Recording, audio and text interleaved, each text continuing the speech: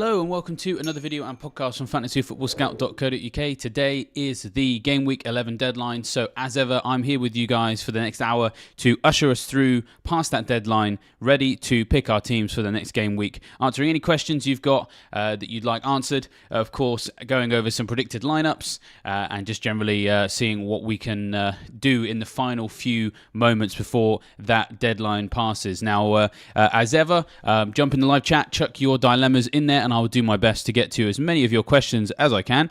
If you want a guaranteed answer, then Super Chat is the way to go, of course. If not, then I'll just try and pick as many as I can out of the chat. So thank you everyone for joining us today. Of course, there's been a bit of a captaincy debate this week, and some people... a little bit undecided still. I am one of them. So what I've done is I've stuck in the live chat a little poll for you guys to vote in and who you're captaining for Game Week 11, and we'll see how that transpires for the rest of the... Well, we've got 57 minutes until the deadline actually passes, and so let's just see who everyone's captaining, and we'll go from there. Hello to FPL Borat and Renzo already in the chat. Nice to have you with us. Already got some questions in there, which is great. And before we get any further, as ever, there's always a bit of housekeeping that I need to do, of course. We'll start with the membership, because, of course, if you've not signed up for your Fantasy Football Scout membership yet, then now is a good time to do that. We've got 56 minutes until game week deadline passes, so it's still plenty of enough time to sort yourself out with the Fantasy Football Scout membership. You can save 20% on the prices at the moment, of course, and you're going to get access to all sorts of good stuff in the members area, including things like tools, tables, match day data, season points projections, transfer planners, the whole lot. And, of course, you also get drafts from the best fantasy managers about as well. We've got the former winner, actually, in Ali Hangarov on the books at the moment, so of course you can see who's in his team from one week to the next, and of course we've also got people like the General, Zofar, Late Riser, always sharing their team, so it's good to have access to that. We've also got a message from our sponsor. Today's video is sponsored by Betway, the principal partners of West Ham and betting partner of Brighton. On Fridays, they announce the heroes of the weekend. Bet £10 on player markets, top scorer of the heroes, and they will credit a £1 free bet up to for every point up to £20. Betway also run giveaways, including shirts and tickets for West Ham and Brighton. We know not everyone gambles. That's something we take very seriously, and that's why we have a filter which you can turn on. It allows you to opt out of gambling ads. For those who do enjoy it, do so responsibly. There's more info on Betway in the description. You have to be 18 and over, and we encourage everybody to gamble responsibly and to be gambleaware.org. When the fun stops, stop.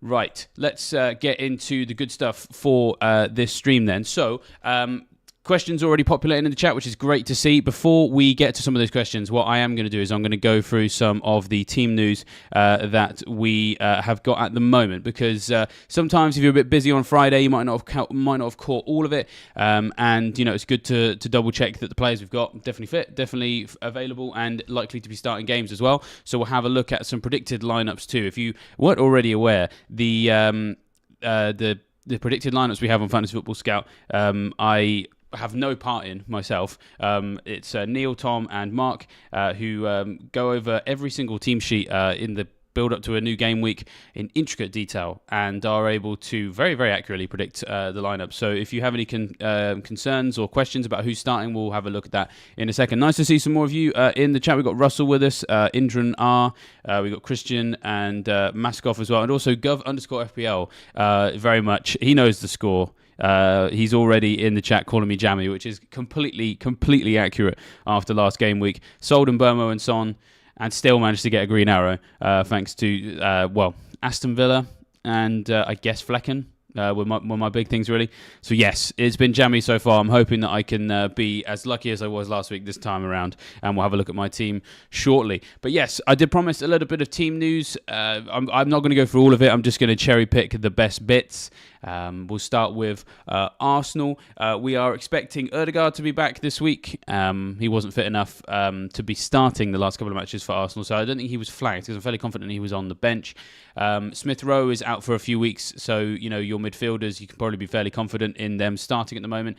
And the main thing, Arteta couldn't guarantee that Gabriel Jesus will be back before the international break. So anyone who was thinking about Nketiah, it looks like the door is even more open than it was before. We were thinking after that Sheffield United game that Jesus was going to be out for slightly less time. It would seem to be that Nketiah is going to get a few games to have a real stab at that centre forward position. So if you like Praz, have had him on your radar, and you want to be just like Praz and get him in your team, then now seems like a good time to do it. Because let's just go to the predicted lineup for Arsenal for this game week. I'll just pull that up in just one moment. Oh, actually, you know what? I've gone and embarrassed myself. I've just talked up Nketiah. And actually, do you know what? The editorial guys haven't even put him in the starting lineup. They've got Havertz starting up front with Martinelli and Saka either side of him. Rice, Jorginho, Odegaard. See, this is why you should listen to them, not me. You got White, Saliba, Gabriel, Tomiyasu, and Raya in goal. So interesting that. This is why it's always a good idea to check the team news page before you pick your team, because these guys know what they're talking about, and they might have gone for something that you weren't quite expecting. So, we'll move on to Aston Villa now. We are not expecting too many changes for this one. Martinez, Digne, Torres, Carlos, and Konsa as the back four. McGinn, Douglas Luiz, Kamara, Cash on the right wing, and then Watkins and Diaby up front. Now, the reason why it's a good idea to have a look at Aston Villa is because it's nice to see the team is probably going to be okay. If you've got like cash, this is more for cash owners, to be honest. We got the news yesterday that Alex Moreno could be making a comeback in game week 11, and this one's quite a complicated one, to be honest. Basically, when he has all of his personnel all free and fit, Emery likes to go for this kind of asymmetric back four situation where he uses one of his fullbacks to push forward into midfield and the other three become a back three, a little bit like the Alexander-Arnold thing we saw at the end of last season, where Robertson would become like the left-sided centre-half and, Trent would step into midfield. And he's not too wedded, Emery, to asymmetrically going either side, if that makes sense.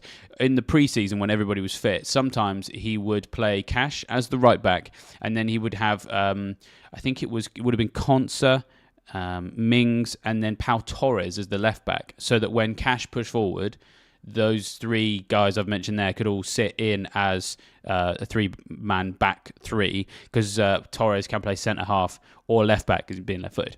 Now, what can happen sometimes is that on the left-hand side, he goes with a Moreno or a Digne, and then across the back, he'd then have, I think it would have been Torres, Mings, and then Konsa, because Konsa, like Torres, can play as a one-sided centre-half. For him, it's right-hand side because he's right-footed, or right-back. And so, you either lean left or you lean right. And in those situations, sometimes Cash didn't start in that right-back berth. It was Konsa instead because he wanted to protect that side of the pitch. Now, him having more of these guys back and available could potentially have that knock-on effect in the next couple of weeks.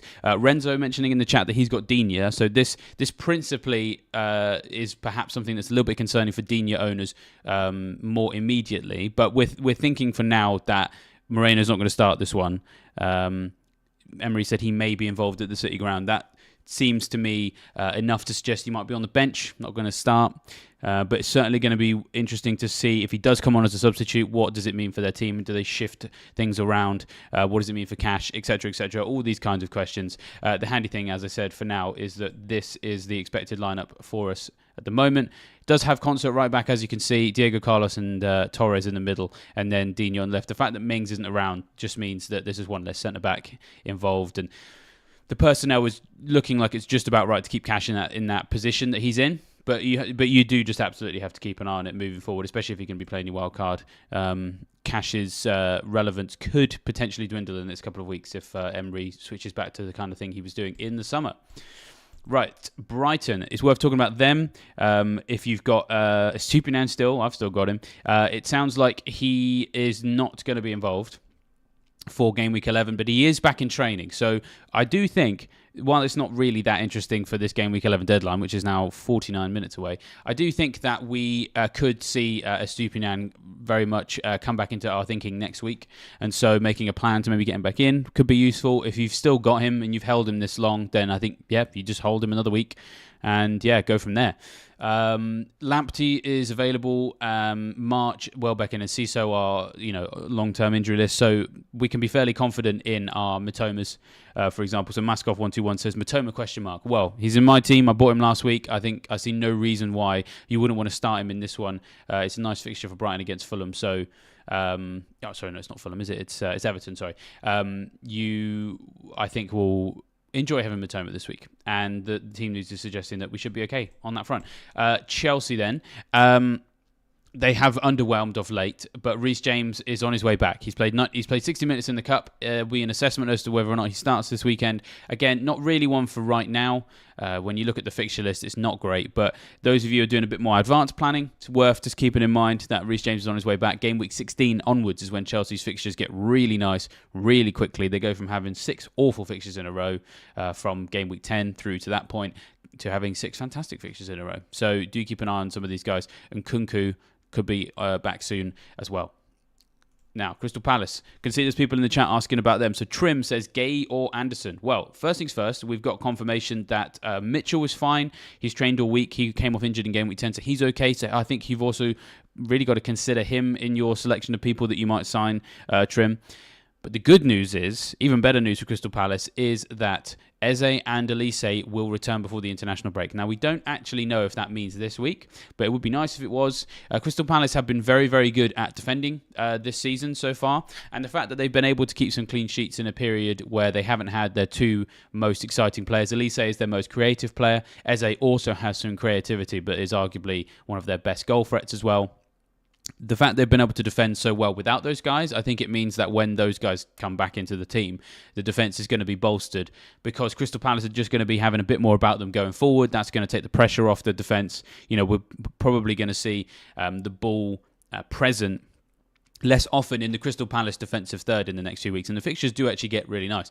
So as a side point, I think Eze absolutely has to be on people's radars as someone to maybe sign very, very soon, because their fixtures just look very good. And he has shown that he can be the new talisman at Crystal Palace in the aftermath of Zaha moving to Turkey. So, yeah, that I think is good. But also, yes, I think Gay and Anderson is definitely worth going in for one of those two. It may well come down to how much money you've got, because I think there's no bad option in the Crystal Palace defence, to be honest. I mean, they're all really good prices. I'll just pull them all up now so I can get this just right for you, Trim.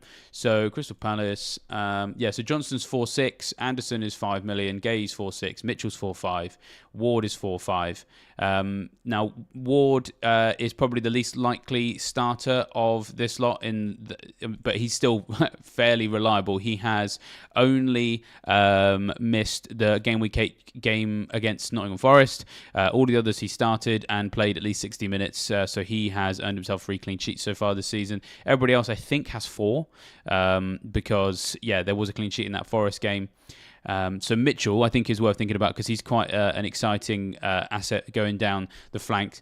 That said, he's only got 1 assist so far this season. Anderson, however, has 2 goals and 1 assist. Anderson, you get what you pay for with him. If you can afford the extra 5 million, either now or within the weeks moving forward, if you feel like it's not going to damage your team too much, I think he's definitely worth thinking about, because he offers so many different things. He's got threat from set pieces. He's also very good at creating chances in the breakdown from set pieces. So if there's a set piece and then it breaks down and you move on to the second phase and the ball's kind of floating about around the edge of the box, he's very good at very quickly switching and collecting the ball and crossing it as well as a winger can. It's nuts. And then when he's playing as a centre-back, which obviously is his predominant position, he's very much like Beckenbauer. Like, he can spray passes about as if he's some sort of deep-lying playmaker or some kind of quarterback. His passing is very, very good. He's integral to the passing in that team as they transition from the back to midfield. And so he always does really, really well for bonus for those pass completion, and then, of course, throw in that attacking threat as well. It's a weird one, really, for Crystal Palace, because historically, in recent years, we've seen that the best defenders to have from a team are usually the fullbacks, because in this modern era of fullbacks bombing on, they are traditionally the ones that are finding themselves in better attacking positions. But the strange thing about Crystal Palace is that with Mitchell and Ward, there is a little bit of that there, but actually the attacking numbers for Anderson are just so much higher, even though he's the centre-back. So don't let the fact that he's the centre-back put you off. You will get what you pay for, and I say that as someone who has had Anderson since game week 1, and it has been a really fun journey because he was showing a lot of this at the back end of last season. So when he was 4-5, of all of the ones in the back four, I thought he's the one that I want. So I went with him, and I haven't really looked back since. It's been really, really nice. Let's have a look at Liverpool now. Lots of questions about Luis Diaz. He has been training ahead of game week 11, but we don't know whether or not he's going to be facing Luton because really it's a very challenging, emotional, distressing situation for him and his family. So he's obviously back at work in some kind of limited sense. But whether or not that means he's going to have the emotional headspace to actually be able to apply himself for a game, we don't know. And that's obviously, of course, completely up to him and his family as well. And we obviously wish him and his family all the best in that rather difficult situation. So, yeah, that's the latest that we know on him. We know that Bejic, Thiago and Robertson are also out. The Liverpool side is actually fairly settled now in terms of where we might invest. I haven't actually seen too many questions. Oh, actually, no. Do you know what? I've actually just spotted one right there when I was looking for one. Christian Lindstrom says, would you sell Alvarez for Darwin Núñez? Liverpool got a better fixture looking forward. Well, that's a really challenging one. I think if you've got centre forward who you're not that enamoured by for game week 11, then I do think that Núñez is a great person to switch to. I think this Luton game is really, really nice. I think Núñez is in a great place right now. He seems to finally be where he wants to be as a Liverpool player, starting pretty much every game in the Premier League, especially putting up some good numbers and converting on them as well. We'll just switch to some of the numbers behind his recent form because they are quite interesting. So he's had 10 shots in the last 4 matches, which is the same number as Salah. Only 3 players in the division have managed more shots in the box than him over that period. He's had 5 big chances. Only 3 players have had more big chances than him. It's the same number as Salah again. But then in terms of accuracy, Núñez has had 7 shots on target, Salah just 5. So, it's not a huge gap between them, but he's absolutely showing that he can almost match Salah for that goal threat. He has created more big chances than Salah in that time as well. The XGI is a bit lower because Salah's actually created more chances. Núñez has just created bigger chances. So I think that the volume of chance creation helps Salah a bit, but also the penalties, of course, come into it for the Egyptian as well. But basically, Núñez is... I don't want to ever say he can cover Salah because I feel like that's a bit sacrilegious, but I haven't seen him able to offer this much attempted coverage that's actually reliable in a very long time. So I do think that Núñez is good. Now, the problem that you've got, Christian, is the fact that you do have Alvarez, who does have a very nice fixture against Bournemouth. Now, I'll just show you some numbers from this particular game week that have really taken my eye as we've been preparing for it. In the last 4 matches, right, Bournemouth have conceded 15 big chances. That's the worst in the Premier League. Luton are only 1 behind them. So Luton have conceded 14 big chances, Bournemouth 15. And arguably, Bournemouth have less of an excuse for this because they've had easier fixtures over the last 4. So Bournemouth have faced Arsenal, granted, but then they've had Everton, Wolves, Burnley. 3 teams that haven't really been lighting up the XG creation chances this year. Luton have had Burnley, Tottenham, Forest and Villa. It's a bit of a harder run. So I'm not surprised to see Luton in the sort of doldrums of this particular table.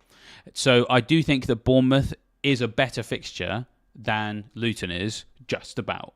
If you're really trying to sort of decipher between the two. Now, that said, I'm probably going to captain Salah, which we'll get onto in a minute. But just in terms of this, Alvarez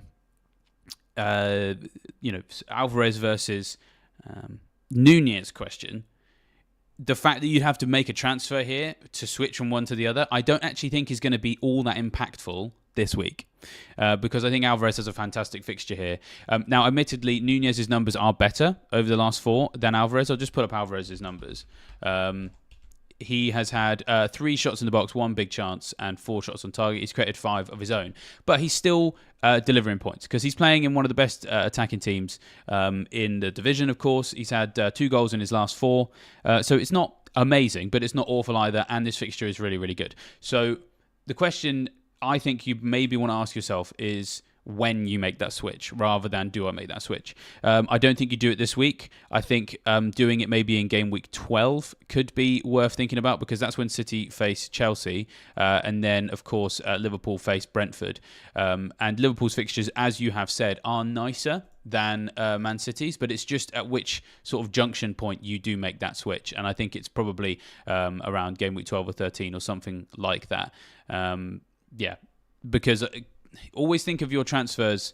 I mean, transfers is a precious resource. You could maybe find more impactful things to do with that transfer this week. Like, for example, if you're happy with your team, you simply could just roll that transfer and then you've got more opportunities to do some bigger and better surgery later on.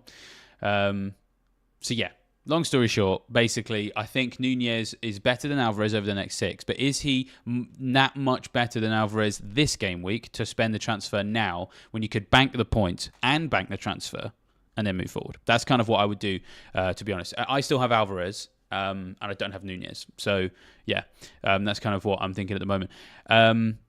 Everybody, by the way, say hello to Flapjack in the chat. Flapjack's not had a very good week. He's been very, very ill and, not been doing particularly well. So, please send your best wishes to Flapjack. He says, the good thing about being sick is I can lay in bed watching David without being told off. Which he has already admitted sounds weirder than he expected. So, thanks, man. Good to have you in the chat, and of course, get well soon, my friend. Let's carry on with our team news update. So let's move on to Man City next. We obviously have just been talking about them. Akanji's coming back from his ban, so it's going to be a little bit harder to predict defenders this week. We don't really have much else, to be honest. We've just got Kevin De Bruyne, who's out for a while. Let's move to the predicted lineup because I think that'll be an important one for us to look at for this particular game week. So Man City all the way down. Got to scroll on the team news page. There we are. So the Man City lineup. This is what the editorial guys have gone with. So they've gone Ederson, Gvardiol, Akanji, and Walker as the back 4. And then Rodri and Stones in the midfield. So, I mean, just as a separate point, Man City's defensive fixtures in about 4 or 5 game weeks are going to get really good. So, I think everybody needs to keep an eye on John Stones, how often he's starting. I think he could be auto-include when City's fixtures get really nice because he's just hopefully going to be a mainstay in midfield. We got Alvarez starting in his usual place. So, just harkening back to the conversation we've just had. I do think Alvarez is a good shout for this one. Bernardo Silva as well. And then Foden, Haaland, and Count Doku as the front 3 is the current prediction. It's been a lot easier to predict Man City lineups this season than it has of late. I've probably jinxed it now. Now, it's worth saying that we do have Champions League coming up, but at the same time, Man City were already eliminated from the EFL Cup last week. So as in they didn't have a midweek game in the midweek we've just had. So that does help us be not too worried about the fact there's Champions League next week, and it is against young boys who they probably do have the upper hand against anyway. So not too difficult to predict the team this week if anyone was worried about it. Let's move on to Newcastle now. We still have a few people out here. So we got Target is out, but the big ones, of course, are Isak and Botman. Now, the problem here is we hopefully by now have learned the fact that, do we trust Eddie Howe? Not really. Not really with these things. Because he said about Botman a couple of weeks ago, we'll make a late call on him. So I held him for quite an easy fixture. I can't remember who it was against now, but it was a couple of weeks ago. And and then he didn't play. And then Eddie Howe said after the deadline, like on the day of the game, it's actually going to be out a couple of weeks, to be honest, but I couldn't tell you before. Why not? Why couldn't you? Why on earth couldn't you tell us he's going to be out for several weeks in the press conference? That's the whole point in it, Eddie. And so I don't trust this man anymore, unfortunately. So what we've got from this is Eddie Howe says he doesn't expect any returnees for this. Now, we haven't had any specific update on Isak or Botman, but we can just hopefully only infer that Isak and Botman are out. But we just kind of assume they are. Now, that's good for Lascelles, who is like stupidly priced at the moment. Like it's unbelievable how cheap he is. I think he's 3.9, or he might be 4. He's either 3.9 or 4 million. Either way, with Botman potentially out for quite some time, the fact that we've got this predicted lineup for Newcastle of Burns, Schär, Lascelles, and Trippier. Lascelles has played the last few in the absence of Botman. You know, if you need a cheap defender for Newcastle's good defensive fixtures, then Lascelles definitely looks worth thinking about. Only problem is it's Arsenal this week, so probably don't do it now. The other thing, of course, Callum Wilson. Haven't actually seen too many questions about Callum Wilson in the chat, but I do think we have found ourselves in a unique place where we can enjoy a little bit of Callum Wilson starting for a few weeks, as long as we can just get confirmation of when Isak is back. Now, as Massacre Aggression, that's a great name in the chat, says, trust issues with Eddie. So yes, always remember that when we're talking about, is Isak around? Is Isak ready? Well, we're probably never going to know, but more so than usual, we've got this idea that maybe Wilson's going to play again. The Arsenal game's not nice, but after that we've got some better fixtures for Newcastle, and Wilson's someone that I'm considering maybe around game week 18. If you want to try and save your free hit, Newcastle have some really good fixtures in and around that blank game week. Could be someone who could be someone who can sort of cover you through some of your players not being around. Hello to Steve and Paul in the chat who've wished me luck for the game week. That's very kind. I wish all of you good luck as well. Keep on getting your questions in. As I always say, I'll try and answer as many of these as I can. If you want a guaranteed answer, super chat is the way to go. Outside of that, we'll just have to see what I can dig out in the next few minutes. We've got 32 minutes until the deadline passes, so a little bit more time to carry on going through some of these team news and just help put you guys at ease on some of your assets. And actually, this is a really important one because I've seen a few people ask about Udogie this week. What is the latest on him? Well, with Udogie, Postecoglou says we will see how he progresses a few days until the Monday game. Spurs obviously playing on Monday this week. He's progressing through it and we'll assess him closer to Monday. Ben Davis is also unlikely to be fit and hasn't trained. So we've had a few questions about Porro, so I don't think we need to be too worried about him because there's a couple of injury doubts in this back four for Spurs. And so let's just see who the predicted lineup is according to the editorial team. Well, we got Vicario in goal, of course, Porro, Romero, Van de Ven, and Emerson Royale as the back four. Sarr, Basuma, Maddison, Kulusevski, Son, Richarlison. So not too much that's surprising here. Now, those of you who have Udogie, let's just switch to the fixtures for Spurs. They got Chelsea this week, Wolves away, Villa at home. Then they got Man City away, West Ham at home, Newcastle at home. So to be honest, the days of wanting to have a Spurs defender, in my opinion, are kind of numbered. I think their fixtures over the next 6 aren't amazing. I don't feel too nervous about needing to switch that up too much because I've got Van de Ven. He's just 4-5. We might be 4-6 now. So I look at the next sort of 6 and think I'd start him away at Wolves. I'd maybe start him at home to West Ham, but I'd probably bench him for Chelsea, Villa, Man City and Newcastle. Now, I appreciate those of you that are asking about Porro have a harder time because the thing with Van de Ven, of course, is that with his price, actually, I think Van de Ven might be 4-7 now. Yeah, he's 4-7 now. But either way, he's still in that kind of budget bracket.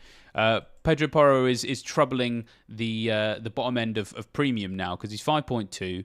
And it does feel harder to bench someone like him when he's priced the way he is and has had some attacking threat this year. So 2 attacking returns this season, both of them assists so far. Now, it's worth saying that his expected goal involvement over the last few matches hasn't been amazing. So against Crystal Palace, it was 0.06. Against Fulham, it was 0.03. Luton, it was 0.39.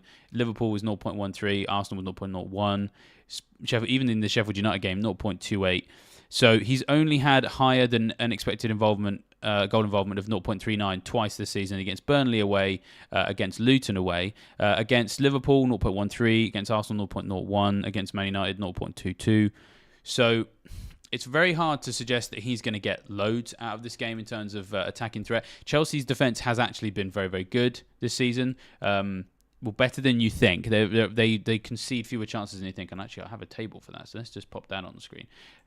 In the last 4, they're in the top 6 for expected goals conceded, and they've really been in the top 4 for big chances conceded on a sort of 4-weekly basis. So I always check last 4 how teams progressing through the game weeks, and Chelsea have always been one of the more limiting sides. So yeah, is Porro going to get much in this game? Hard to say. His own stats from the last 4, he's only created 3 chances. None of them were big. He's had 2 shots in the box, 1 big chance.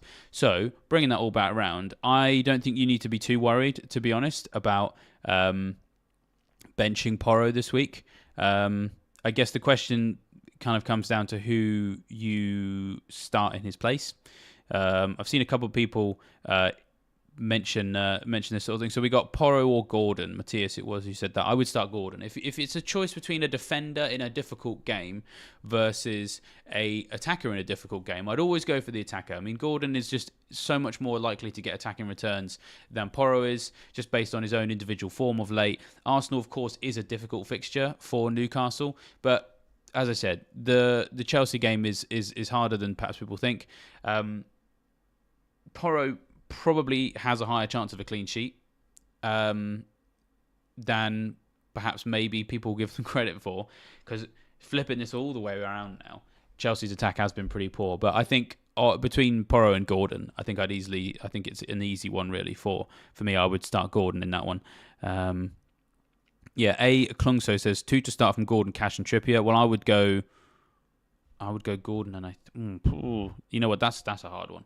That's a difficult one. Just remind myself of Aston Villa playing Nottingham Forest. I think you have to start Cash against Forest because he's probably going to play on the wing. Former club, so they enjoy going back there and has played well of late. So he's an easy one. So then really you're picking between Gordon and Trippier. Now I may even end up going against myself here. Trippier has looked good of late, but some people are selling him. So I'm just using some tables here. I'm just gonna try and compare Trippier and Gordon to see what you're likely to get out of them. That's a hard one. They have done very well over the last 4 matches. Where we at? So Trippier, expected goal involvement at 2.15. With Gordon, it is 2.08. So much for muchness, really. Trippier has no goal threat, but he's pretty much just all assist threat, whereas Gordon has a bit of both.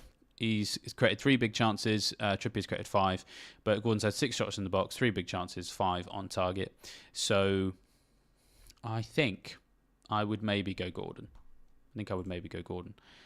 To be honest, because I think you are going to have your Trippier concede. That's going to damage Trippier pretty much straight out of the gate. Gordon, that isn't going to happen. So that's a tough one. That's a really tough one. Gav P says, what's your thoughts on bringing in Cresswell as a cheap defender? Cheap as he's just come back from injury. West Ham have decent fixtures, has some attacking threat, but rotation risk with Emerson. I don't like that idea. I'm sorry, Gav. I think that a West Ham defender is not necessarily as good an idea as you maybe think. They are quite poor for giving up chances of late. They're actually not in either of these tables, but they are conceding a lot of chances. Areola can mitigate against that, so that because he makes a lot of the saves. The rest of the back 4 aren't really doing that. As you say, there's a rotation risk with Emerson. I think Cresswell is kind of at the back end of his West Ham career now. I wouldn't be surprised if when his contract's up, he leaves. I'll be very nervous about that. And yeah, I think having a West Ham defender is, I don't know, it's just not, it's not as exciting as it might look. Let's just have a look at the fixtures for them. So Brentford away. I mean, I wouldn't want to bring in a West Ham defender for Gameweek 11 for starters. Gameweek 12 and 13, yeah, maybe Forest and Burnley. By the time they get to Crystal Palace in 14, again, that's not as nice a fixture as you think, because I would imagine that Eze and Elise are back for that one. Then you've got Spurs Gameweek 15. Again, I can't see a clean sheet there. I think your best bet is still Areola because he's cheap enough to rotate and he will get some saves in all those games, because the numbers around him are showing that whilst West Ham are giving up lots of chances, his individual statistics show that he is making sufficient number of saves to be rewarding you from time to time. His XG prevented is also quite good as well. Appreciate your team might not be able to facilitate a West Ham goalkeeper, but if you're looking at West Ham's fixtures and wanting to invest in the defence, I think it's Areola or bust. You either go Areola or you don't go there at all, in my opinion. Yeah, that's the thing, really. Let's see if we can knock this team news on the head then. So we've done Spurs. Let's talk about West Ham. They're up next. Emerson is actually also now back from the ban as well, just to add into that. Now, the other thing for this game week, which I forgot to mention in this little monologue on the West Ham defence there, is that actually they look in serious danger for this one. It's a bit like Ralph Wiggum from The Simpsons, where he's just on the back of the bus like, I'm in danger. That's West Ham this week, because Edson Alvarez and Lucas Paqueta are both suspended for this one. So that's 2 really important figures from their midfield engine room. Zuma's still out as well. He's a bit of a doubt. So this week, Mbeumo looks pretty good, and it's frustrating because I sold him last week on the basis of the fixtures coming up. Of all the fixtures in the next 2 weeks of Brentford that I didn't like, this West Ham one was the one where I thought, you know what, maybe he's got a chance, but for the rest of the run, I don't think it looks great. If you've still got Mbeumo, I think you can expect a big haul from them this week. Brentford have sort of, by the looks of it, managed to kind of fix themselves a little bit in terms of they were trying to sort of come back from losing Rico Henry at left back and sort of like, how do we kind of rebuild our attack? And we saw a few weeks of Mbeumo's numbers dip, but they've come back up again. So for this one, I think he looks good. But answer, you've asked a great question here. Let's see if we can give you an answer. Szoboszlai or Mbeumo? That's a tricky one because Szoboszlai has also looked very good as well. So actually, what I will do is I will just compare those guys over the last 4 to see how they've been getting on. Szoboszlai's obviously been racking up the points too. That's been great to see because I think we've all been quite excited to have him in the Premier League. He is more of an assist threat, whereas Mbeumo is more of a goal threat. I think Liverpool have got better fixtures long term. I think Mbeumo have got a better fixture this week. Sorry, not a better fixture this week. I think he's got better form going into this week, goal threat wise. So we've got Mbeumo. 10 chances created in the last 4, 2 big, 10 in the box. This is shots, 2 big chances of his own, 6 on target. Szoboszlai has created more, 13 chances to Mbeumo's 10, 3 big chances to Mbeumo's 2, but only 1 shot in the box, no big chances, and 2 shots on target. So, and the XGI is massively in Mbeumo's favour, 3.88 for Mbeumo, 1.72 for Szoboszlai. You have to remember, of course, that Mbeumo is the penalty taker for Brentford. Szoboszlai is not the penalty taker for Liverpool. He is, of course, the understudy to Salah taking them. So I think I would go Mbeumo over Szoboszlai for this game week. For longer term, maybe Szoboszlai, but we'll see. You have to remember that Szoboszlai does a lot of his work outside the box. Unfortunately, he's sort of a little bit like Bruno Fernandes was at the beginning of his Man United career. So yeah, we're nearly there on the end of this team news. We'll finish off with Wolves just because I know some of you guys have Neto. He's actually going to be out for a few weeks. He won't be returning before the international break, so he's going to be out for some time. So you are going to have to find a replacement for him. Now, Enrico asked the question, have you spoken about captains yet? Salah over Haaland reasoning. Well, let's go. Let's go to my team and let's talk about it. Now, we have had running away in the background a poll. Go and have a vote if you haven't done already. Who you captain for Game Week 11? Haaland, Salah, or other? Now, what you'll see from my team right now is I actually have it on Salah. So if you're a Salah captainer, get some Egypt flags in the chat. Let's spam the chat with some Egypt flags. I want to see you Salah captainers. Let's come together. I've had the captaincy on Salah pretty much the whole week, to be honest. I haven't put it on Haaland yet. And that's not because I think Haaland is a bad option. It's actually just because I think that we have a bit of an opportunity here with Salah to really build on. Well, he's a differential captain, and I think he's not a bad one because the fixture is really, really nice. I'm just going to head to livefpl.net. A little bit of a plug. If you haven't used livefpl.net yet, go and use it on a match day. It's got so many insightful statistics to help you out with things. And the thing that I have been noticing of late is the fact that Salah, most weeks, is someone who can actually offer me green arrows, if I like really big ones, if I captain him. Apologies, got something in my eye there. Yeah, so what I'm finding is that when Salah scores, my green arrows have been bigger than when Haaland does something of late. And that's just because not as many people own him. To put it as simply as possible, I mean, I could go into more detail, but I appreciate we've only got 21 minutes before the deadline passes. And so if I think that Salah can do almost as well as Haaland this week, then why not captain him? If his effective ownership is higher. Now, there's a couple of other additional bolt-ons to this, right? You've got some people who've out there with Salah and Nunez, right? I've just got Salah, right? There are some people out there who've only got Haaland, they don't have Alvarez. Now, because I think this Bournemouth fixture is so good, now let's put those stats back on the screen about the stats over the last 4. Just how bad Bournemouth and Luton have been. See, Bournemouth, Luton, just easily 2 of the worst defences in the league right now, going against 2 of the best attacks. There we are. That's from a big chances conceded perspective, but then also XGC as well, expected goals conceded, both very, very high over the last 4. So I think the fixtures are very similar. Man City perhaps have a slight edge because, of course, they are at home, and Bournemouth in the last 4 have recorded these numbers from arguably easier fixtures than Luton. The only thing is, with Luton being at home, I do think that them attempting to try and play any kind of football in this game is going to leave them very, very, very exposed to Liverpool being able to counter them. Whereas Bournemouth, I think there's a possibility that they go to the Etihad and perhaps stick everyone behind the ball. Now, that's not really Areola's style, so maybe that's going to help Man City. Either way, there's lots of different ways you can look at both fixtures, and I think both fixtures just offer innumerable amounts of attacking returns. Now, let's just go back to my team. By not having Nunez, when lots of people do, by captaining Salah, I could, in theory, go in with 2 guys from that fixture, because I'd have a Salah and I'd have a Salah, right? Then bearing in mind that I've got Alvarez, and some people don't because people have sold him to get Watkins, some people have sold him to get Nunez. By having Haaland and Alvarez, could Alvarez potentially get as many attacking returns in this game as Haaland, which is not improbable because we have seen it happen a couple of times this year. And then Alvarez acts as my second Haaland. You know, people were going to captain Haaland but maybe not have Alvarez. Alvarez can be that second City player. So I've got 2 from each game. I've got 2 Salahs, I've got 1 Haaland, I've got 1 Alvarez, and I've got 2 from each game. That's kind of my thinking there. If I go captain Haaland, then I've got 3 players in the Bournemouth game and just the one in the Luton game. And it's almost kind of like a kind of chickens, eggs, baskets, whatever the expression is, kind of way of spreading across those 2 fixtures.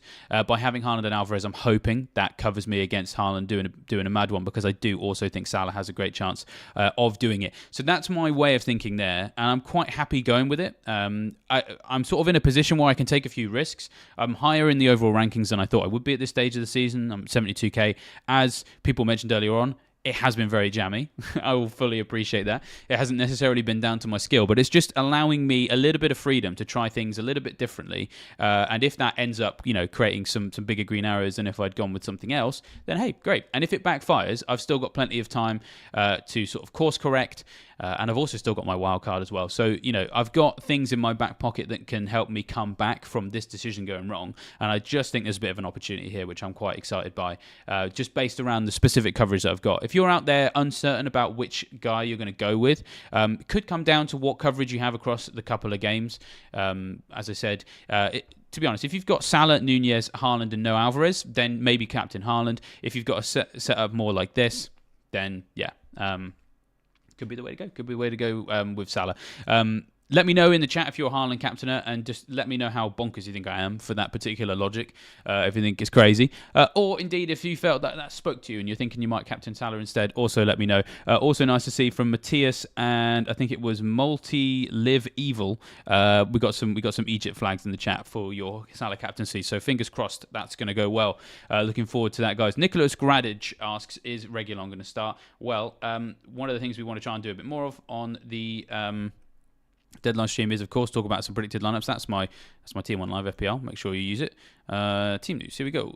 So the Man United lineup. Let's have a look. Yeah, we've got Reguilon predicted to start this one. We've got a back five, of Onana, Reguilon, Maguire, Varane, Dalot, McTominay, Amrabat, Anthony, Fernandes, Rashford, and Højlund as the guys there. Reguilon, no, I don't know. I'm a little bit nervous to be invested in Man United players right now. We're almost back to square one again. I kind of thought Erik ten Hag was going to finally be the guy that would maybe push through the doubters, both inside and out of the club. Already we're hearing talks about him potentially losing his job. Interestingly enough, Man United's attack has been so poor of late that in the scout picks team, the bus team that the editorial team put together this week, they basically made the point that they were probably more likely to put Bernd Leno in the scout picks than any Man United attacker. It's a good fixture. Fulham haven't been great. So, yeah, I'll be nervous. I'll be nervous about owning United players right now. Their fixtures have always been on the radar for me, but then they've just never really stepped up enough for me to invest. So I'll be a bit nervous about Man United, to be honest. I've talked about the scout picks, so let's just have a look at what the scout picks final 11 was in the end. Because of course we always have a look at the bus team throughout the week. So you may have already seen. You may have already seen, the bus team there. It always updates itself come Friday, and this is where we're at. We went with 3-5-2 in the end. Johnston in goal, Shimikas, Dawson, and Stones as the back three. Foden, Hwang, Son, Salah, and Mbeumo as the midfield five. And then Haaland and Nunez up front with Strakosha, Edouard, Baldock, and Branthwaite on the bench. A lot of those guys are simply there just for financial reasons, to be honest. Like, Strakosha's not going to start for Brentford. It's going to be Flecken. You don't really want a Sheffield United defender, but by having them on your bench, you're going to unlock a lot in the starting 11. Now, the scout picks, I can't tell you who they captained because that's part of the membership. If you haven't already signed up, then have a look below me. You can save 20% on the membership prices. Go and check that out. But I can show you how Fantasy Football Scout readers voted for captaincy this week. 58.8% of them went for Haaland as captain. 21.3% went for Salah as captain. which is interesting because that's quite different to the poll that we've got here in the YouTube chat. We've got 319 of you have voted, 76% of you are captaining Haaland, 19% have gone with Salah, and then just 5% have gone with other. Wing L has said Salah captaining is sound as Luton concede all their goals from the left of their centre of their goal. That's actually a good point. I'm going to go check that out. I'm going to see if I can find it in the members area. If you haven't already signed up, obviously, here's David again, flogging the old membership. Well, that's my job, guys. I'm going to show you what we can do. So we'll head to our defending table. Let's see if we can back up what Wing was saying there, because I'm a big fan of this. I'm a big fan of trying to assess where teams concede their chances from. And so what he's basically saying there is that with Salah playing on the right-hand side of the Liverpool attack, he could do a very good job of exploiting any problems that we've had on the left-hand side of Luton. So yeah, apologies here. I think my internet connection is really slow, so now all of a sudden I can't seem to load that table. Maybe we'll come back to that. Let's stick some stats back on the screen. I mean, the main thing really is, the Luton defence is pretty bad. I mean, I don't think the Salah captaincy is a bad shout this week. So, last four matches. Luton have conceded 13 chances down their left-hand side, which we can now show you, now that my internet has decided to wake up. We can show you that's where they are, 13 chances conceded down their left-hand side. That's in the bottom half of the table, really. Let's see how it compares across all matches, because we can change the data set. As you can see here, across the course of the whole campaign, even worse, really, down that side. It's actually their weakest flank completely, because you can see 43 conceded on that side in the whole season, 34 in the middle, and 38 down the right. So yeah, that left-hand side is really quite susceptible, and of course that is where Salah's going to operate. Now, of course, this game is at Kenilworth Road, so let's go and have a look at all home matches and see how it compares when they are at home. Interestingly enough, they're actually better at defending it when they're at Kenilworth Road. Just 3 chances conceded down their left, 12 through the middle, and 10 down the right-hand side. But of course, they've only played 4 games at home. That is one of the lowest amount of home games played by a lot of teams so far this season. So the data set there is probably not quite as reliable. So yeah, certainly nice to see that across the course of the whole campaign, they're quite poor at defending that side of the pitch. Definitely helps me reiterate my Salah captaincy decision. So we've got 12 minutes till the deadline. I have to say, it's been a bit of a chilled one this week. Normally, we've got loads and loads of questions, people just stressed about all sorts. But actually, there's a lot of people rolling transfer this week, and I'm one of them. This morning, I just was playing Rome Total War, to be honest, a bit of nostalgia PC gaming whilst I was waiting for the stream time to come around. And, all I've got to really worry about is a captaincy, but I'm fairly settled on what I want to do. And as I said, I appreciate that's just I'm in a risk-taking mood at the moment because of how well things have been going. Hey, we've got our first super chat. It's come to us from Louis Paul. Thanks very much for your super chat. It's actually your first ever super chat, Louis. So very exciting. Thank you very much for that. It's a great way to support the channel. We really, really appreciate it. Your question is Cher plus Gabriel or one with Antonio/Morris to start. Cher is not a bad shout longer term. Let's just get the fixtures up. With Botman out, you can be fairly confident Cher is going to start most weeks. You would definitely want to start Cher against Bournemouth in game week 12, against Everton in game week 15. But actually, to be honest, yeah, Arsenal at home, Chelsea at home, Man United at home, and Spurs away. Not amazing fixtures for Cher. Gabriel, I think you do want to have him in and around your team because Arsenal's defensive fixtures are better over the next 5 anyway. We've got Burnley at home, Wolves at home, Luton away in the next 3 of the next 5. Gabriel a little bit more rotatable because he's a bit cheaper. Just some quick clarification, Lou, if it's okay. I'm guessing you mean for starting them, or I want to check you mean starting them rather than transferring them in or something like that. Antonio and Morris, not great options if I'm honest. Antonio, let's have a look at Antonio's season. How's it been for him so far? I feel like I just haven't really seen or heard from him much this year. And if he's done well, then that's me just being terrible and not paying enough attention. So 2 goals this season, but they both came in the first 3 game weeks.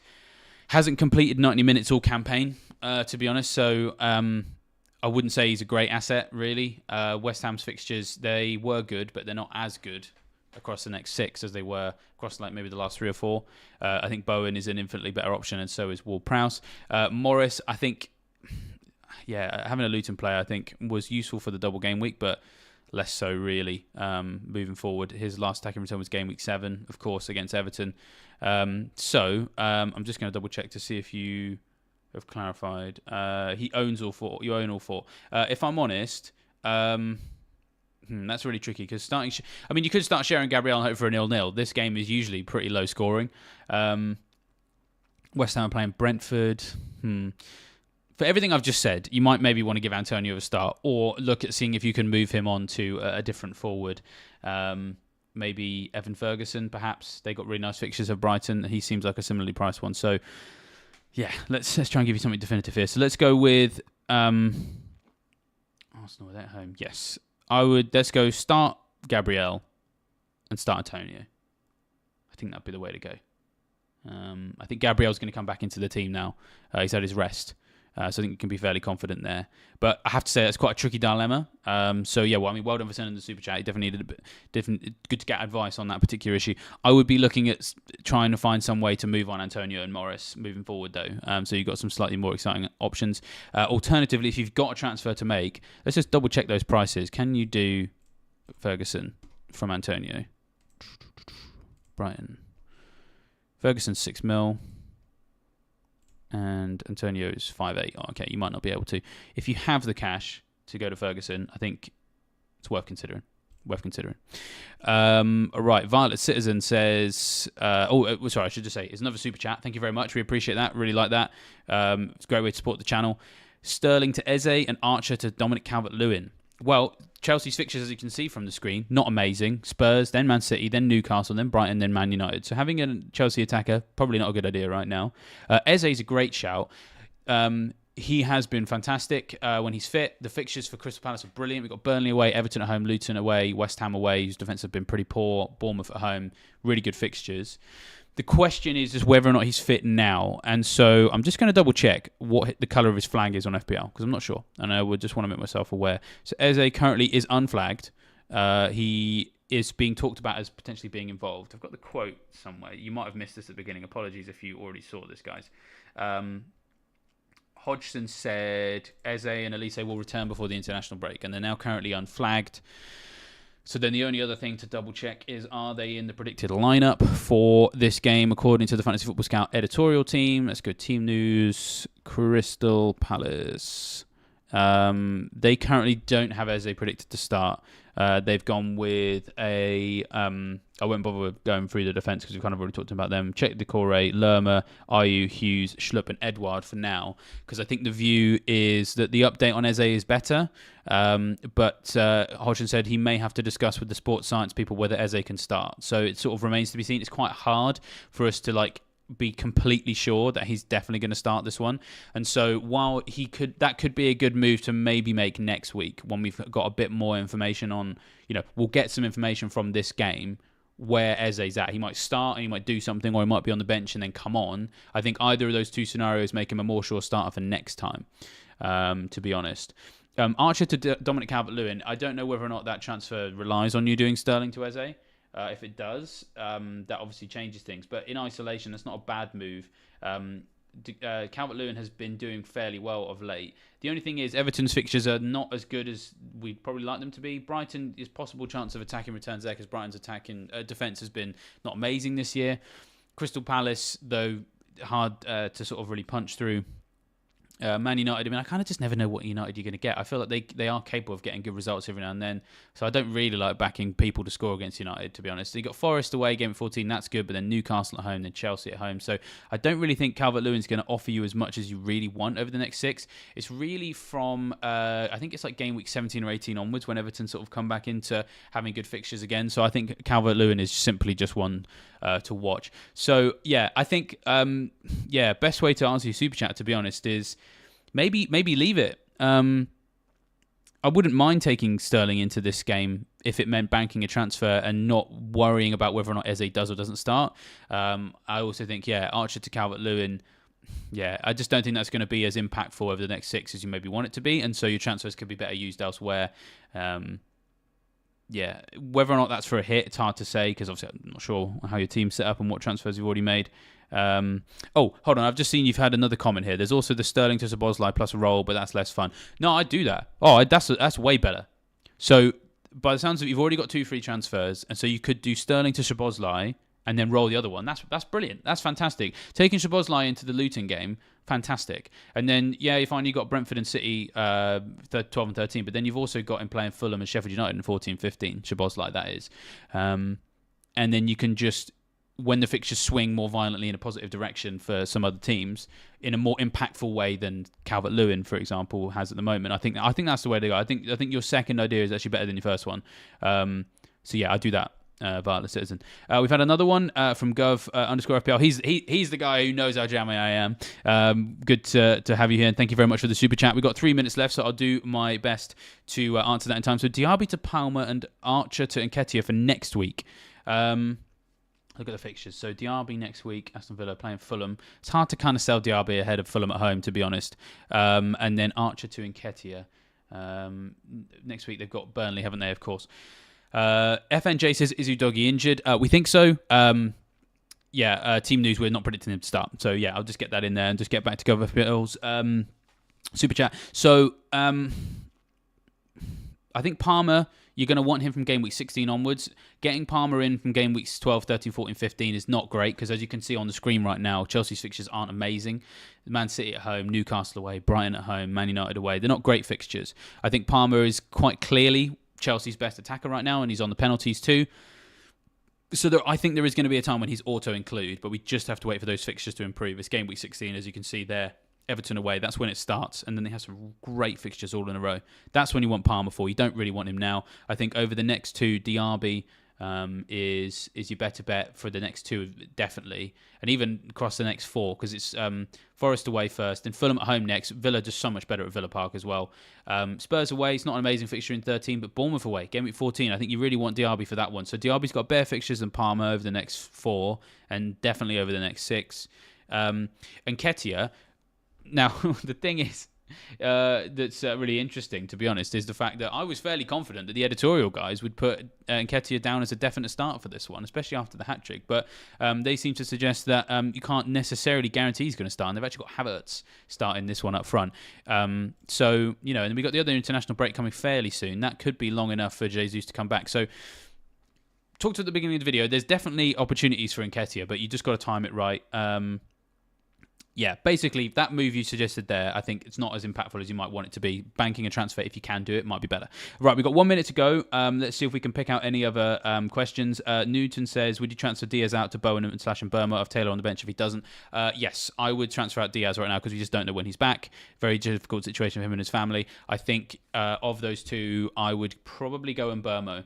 I've got an eye to have him back. I want him back from game week 14 onwards, and I think he's got a great opportunity this week against a West Ham midfield that's like missing all of its key players. So I would do that. That's what I would do, Michael. FP Alexander says bench one, Trippier, Gordon, and Bowen. I would bench, I think, Trippier of those ones. I think Gordon and Bowen, you've got to give them the opportunity to get some attacking returns as attacking players. Bowen, I think, still has a chance against Brentford. Their defence isn't as amazing as it was. They kept a clean sheet against Chelsea, yes, but Chelsea just can't really hit a barn door right now. So that's what I would do. I'd go Trippier on the bench. Ahmed says Captain Nunez. Not a bad shout. I think you've got a great opportunity this week, but if you've got Salah or Haaland, I think you would be safer going there in case it goes wrong. There we go. Right. That is the deadline. It has passed. I'll just double check that my team was still set up the way I wanted it to because I didn't even look at it once throughout the whole of that. And I can confirm I have officially captain Salah because I managed to hold off. It's a good job I was doing the stream. I might have been a bit nervous and gone with Haaland, but no, I've gone with Salah and I'm quite happy with going with Salah. I think having both Haaland and Alvarez hopefully will cover me if Haaland goes big, as long as Alvarez does too. So yeah. Gareth says the game's updating. That's right. We are very much now heading towards that. Gov _ FPL says good luck, everyone. Well, yes, I'd like to pass that on to you all as well. John says he's done with Ten Hag. So, yeah, nice way to sort of bring us onto the early game, which is coming up soon. Fulham against Man United. Be interesting to know if any of you guys have any players in this game because I certainly don't have any United players. I need to see much more improvement from them, really. Gov _ FPL says, wow, Captain. Well, I tell you what, Gov, let's see if I can get jammy this week. if the Salah captaincy comes off, maybe I'll go and get myself a packet of jammy Dodgers and eat them on the next on the next deadline stream. Violet Citizen said, best of luck, everyone. So, yeah, nice to see everybody jumping in the chat and wishing everyone good luck. We've got plenty of stuff coming up today. So, of course, loads and loads of games. We're back to sort of a more normal setup. Last week was really odd, wasn't it, where we just had tons and tons of Sunday games and hardly anything on the Saturday. We've got a full complement of games today. Just remind myself what they are. So we've got Fulham v United at lunchtime. Then we've got no fewer than 5 3 o'clock games. Brentford, West Ham, Burnley, Palace, Everton, Brighton, Man City at home to Bournemouth, Sheffield United against Wolves. And then we've got Newcastle against Arsenal at 5:30. That's a real big money encounter now. Sunday games, Forest against Villa, Luton against Liverpool. Some really good, heavily FPL geared games on Sunday. And then having Spurs v Chelsea on Monday night. That's fantastic. Now, we've got loads of content coming up this week, as ever. And of course, some great stuff on offer for members as well. If you've not liked the, I haven't done this today. If you haven't already liked the video, please do so. It really, really helps us. Do subscribe to the channel as well, so that you can get access to this stuff. Like as and when the videos go live, you get a bell, tick the bell notification. It goes to notification. You can go straight into that live stream. And yeah, plenty of content. So tonight we'll have stats of the day. It's audio only at the moment. So go to anywhere where you get podcasts from, subscribe to Fantasy Football Scout, and you can have tonight's episode of Stats of the Day, where I'm going to analyse all of today's matches, or rather the main ones from an FPL perspective. And then on Sunday evening, we'll have Johnny and we will have Ali, FPL winners, of course, or rather, well, one of them's a winner in Ali, and then they will look at the biggest FPL winners of the game week so far. And of course, you'll get an early look at their bus teams for game week 12. So they're two really good managers there. So if you want some good tips on how to approach game week 12, do check that out on Sunday evening. But of course, so it's a live stream on 7 p.m. UK time. Oh, sorry, 6:30 p.m. UK time now. I've had to change it because the clocks changed in the UK, but they didn't change in Azerbaijan for Ali. So get that on Sunday night. Of course, you can rewatch that any other time. We've got Scoutcast on Monday. We'll have Goals Imminent on Tuesday. General's Orders as well with me and Mark. Deadline Dilemmas next Thursday. A whole just massive list of things you can watch. We usually have about 2 videos a day, loads of live streams. So subscribe to the channel and get more of it. So, with that, I think I'm going to leave you guys to enjoy the first day of Game Week 11. Well done for getting through that deadline. That was a relatively pain-free one, that one, I think. And, looking forward to how this Game Week is going to go. But with that, I shall leave you fine, folks, to enjoy that Game Week, and I shall see you next time.